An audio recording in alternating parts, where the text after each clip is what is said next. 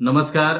निवेदक विठ्ठल पवार या माझ्या युट्यूब चॅनलमध्ये आपल्या सर्वांचं मनपूर्वक स्वागत करत आहे. सूत्रसंचालकांसाठी फारच आजचा एक महत्त्वाचा संदेश. सूत्रसंचालक म्हणून यशस्वी होण्यासाठी तर हा व्हिडिओ आपण बारकाईनं पहा आणि यातले जे मला जे अनुभवायला आले, मी जे निरीक्षणातून हे विचार आपल्या समोर मांडत आहे, फक्त सूत्रसंचालकांसाठी.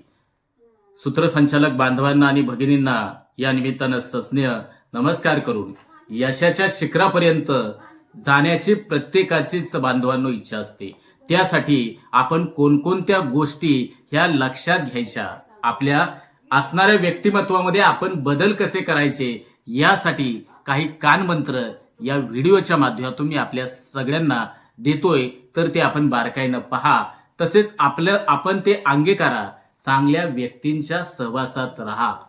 सूत्रसंचालकांसाठी महत्वाची या निमित्तानं मी सांगेल की तुम्ही चांगल्या व्यक्तींच्या सहवासात राहिल्यामुळे तुमचे आचार, विचार, उच्चार हे व्यवस्थित होतील.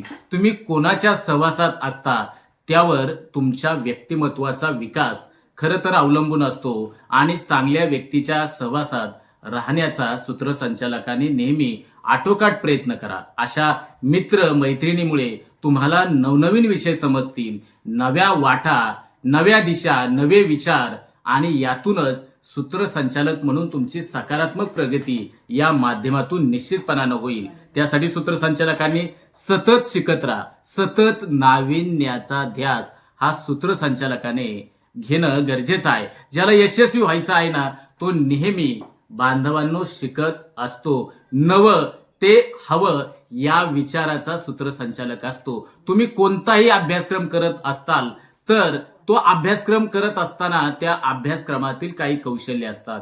ती कौशल्य सूत्रसंचालकाने शिकण्याचा नेहमी प्रयत्न करा. एखादी नवीन भाषा असेल, त्यातला अभ्यासक्रमातला एक महत्वाचा घटक असेल, त्यातील असणारी जी कला आहे तर ती विकसित करणारा नेमका अभ्यासक्रम कोणता आहे, तर त्या दृष्टीनं सूत्रसंचालकानं त्या अभ्यासक्रमाचा, त्या नाविन्याचा, त्या कौशल्याचा शोध घ्या.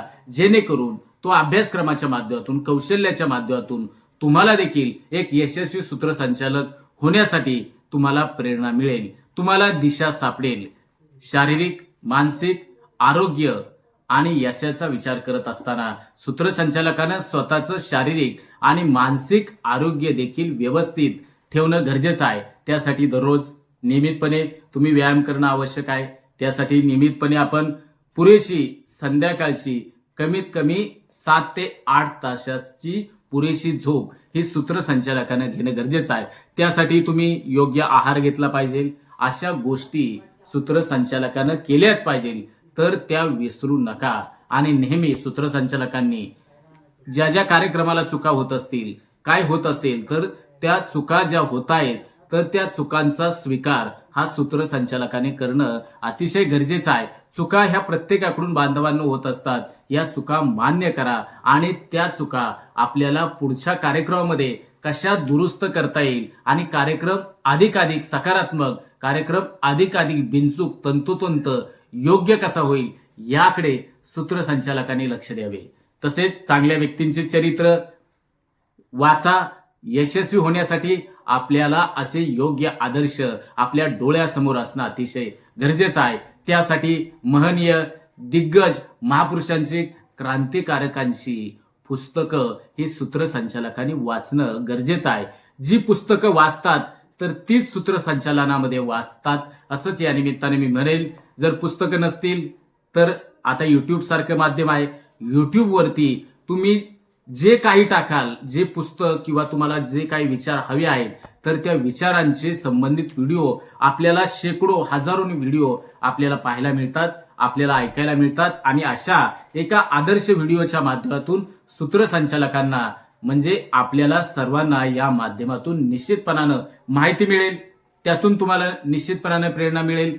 सूत्रसंचालकांनी या सर्व बाबी करत असताना त्यासाठी नियोजन करा.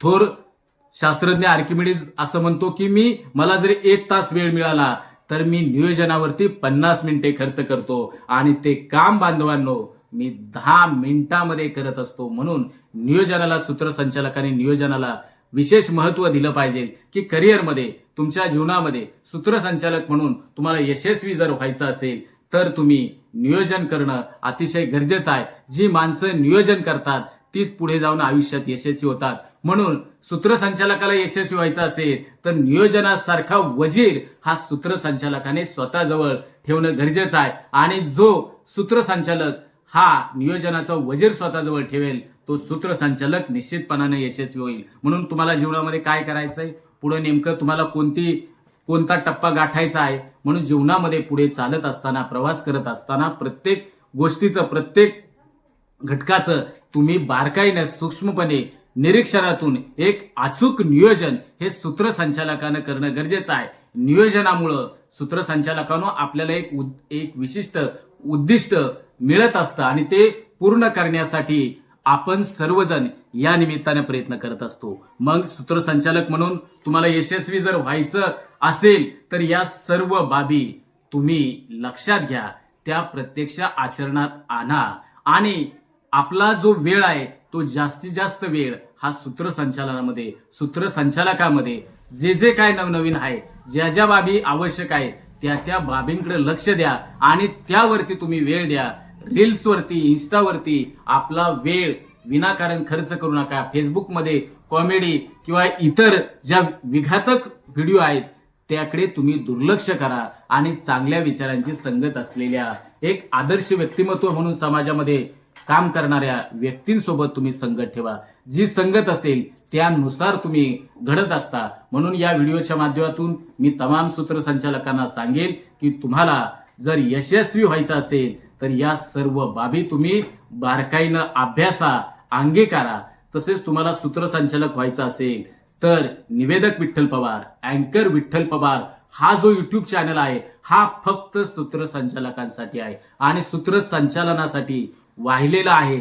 त्यासाठी तुम्हाला सूत्रसंचालक व्हायचं असेल तर माझ्या या चॅनलवरती जे व्हिडिओ अपलोड केलेले आहेत ते प्रत्येक व्हिडिओ बारकाईनं पहा आणि आपल्या समाज बांधवांना तुमच्या व्हॉट्सअप ग्रुपवरती, तुमच्या स्टेटसवरती त्याच्या लिंक शेअर करत चला, जेणेकरून तळागाळामध्ये माझा मराठी बांधव, माझी मराठी भगिनी या सूत्रसंचालकाच्या माध्यमातून एक आत्मनिर्भर होईल आणि एक त्या माध्यमातून स्वतःच्या पायावरती उभी राहून समाजामध्ये मान सन्मान आणि प्रतिष्ठा आपण सर्वजण मिळवाल अशी अपेक्षा, अशी आशा आजच्या या व्हिडिओच्या माध्यमातून मी व्यक्त करतो. पुन्हा एकदा सर्व नवोदित सूत्रसंचालकांसाठी तुम्ही यशस्वी सूत्रसंचालक होणारच आहे अशा रीतीने मी शुभेच्छा देतो आणि याच ठिकाणी थांबतो. जय हिंद, जय महाराष्ट्र.